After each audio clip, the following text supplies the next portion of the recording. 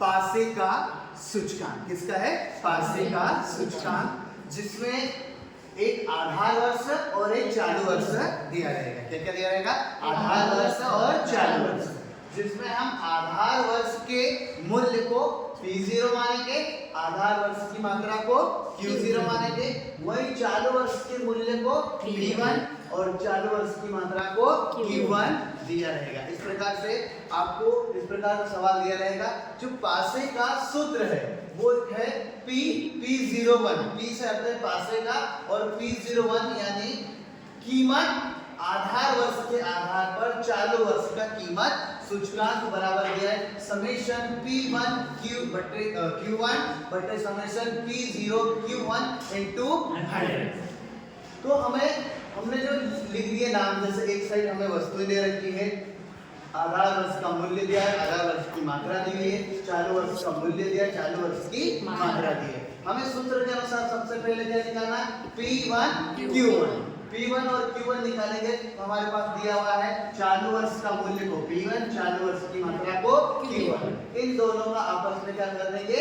गुणा कर देंगे। गुणा इस प्रकार से हो जाएगा, आपस में सबका गुणा कर दिया तो गुणा आ जाएगा। फिर इन सबको जोड़ देंगे तो जोड़ आ गया समेशन P1 Q1 बराबर आ गया 2096। इसी प्रकार से हमारा सूत्र के नीचे दिया हुआ है समेशन P0 Q1। तो क्या क्या निकालना? P0 Q1। P0 मतलब आधार वर्ष का मूल्य और Q1 मतलब चालू वर्ष की मात्रा। तो आधार वर्ष के मूल्य और चालू वर्ष की मात्रा का आपस में क्या कर देंगे? गुणा कर देंगे। तो गुणा इस प्रकार से हमने किया, फिर इसको जोड़ेंगे तो क्या आ गया? समेशन P0 Q1 जोड़ आ गया 1396। सूत्र हमारे पास पहले से दिया हुआ है कि P01 बराबर समेशन P1 Q1 बटे समेशन P0 Q1 इनटू 100। चूंकि हमारा समेशन P1 Q1 कितना था? 2096 बटे समेशन P0 Q1 आया 1396 इनटू 100। 2096 में 1396 का भाग दिया तो आ गया 1.50 इनटू 100।